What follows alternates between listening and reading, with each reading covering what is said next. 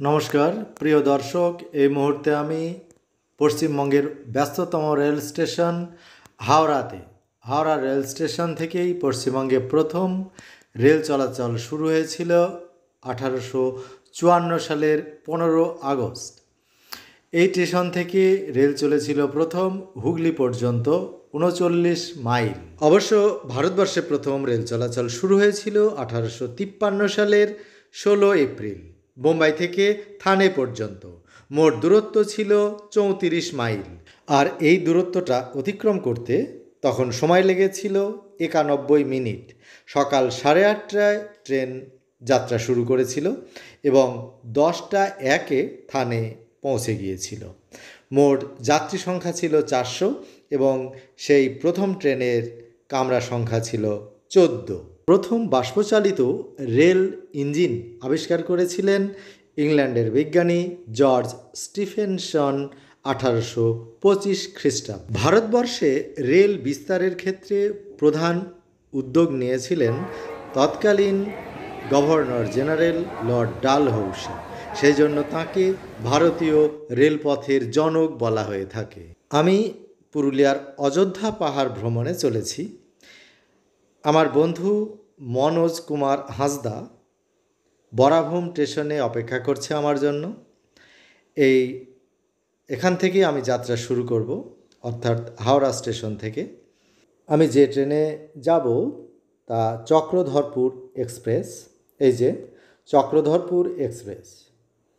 আমার কামরা S5 এবং বাথ সংখ্যা 48, সাইড আপার। তাহলে এবার ট্রেনে ওঠা যাক। তবে ট্রেনে ওঠা যাক। এই ট্রেনের ভেতরটা, এই আমার সিট, এই যে এখানেই। এখন বেশ রাত্রি হয়েছে, ট্রেন ছেড়ে দেওয়ার মুহূর্ত প্রায় হয়ে এলো। 11টা 35-এ হাওড়া স্টেশন ছেড়ে যাবে। আমি বাসে উঠে পড়েছি। এবার কিছুটা খেয়ে নিই। খেয়ে দিয়ে একটা ঘুম দিতে হবে। পর্যাপ্ত ঘুম না হলে কালকে অযোধ্যা পাহাড়ের ভ্রমণ করতে ক্লান্তিবোধ চলে আসবে। আমার বন্ধু সেখানে অপেক্ষা করছে। জানি না আমাকে নিয়ে সে কীভাবে প্ল্যান সাজিয়েছে। অযোধ্যা পাহাড়ের গোসাইডি গ্রামে তার বাড়ি, সেখানে আমি যাব, তার বাড়িতে থাকব। আমার খুব কৌতূহল হচ্ছে একজন সাঁওতাল বন্ধু পেয়ে, এবং তার সংস্কৃতি, তার জীবনযাত্রা, সেখানে ঘর বাড়ি, তাদের খাদ্য খাবার ইত্যাদি কেমন সেটা বোঝার জন্য আমি বেশ কৌতূহল উদ্দীপক। খেয়ে নিয়েছি, ট্রেনও ছেড়ে দিয়েছে। এবার আমাকে ঘুমাতে হবে।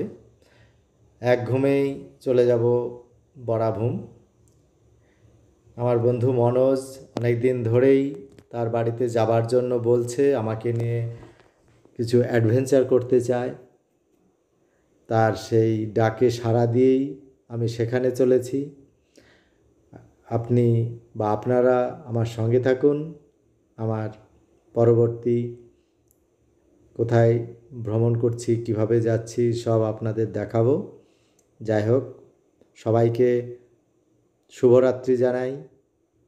আবার সকালে দেখা হবে। শুভরাত্রি।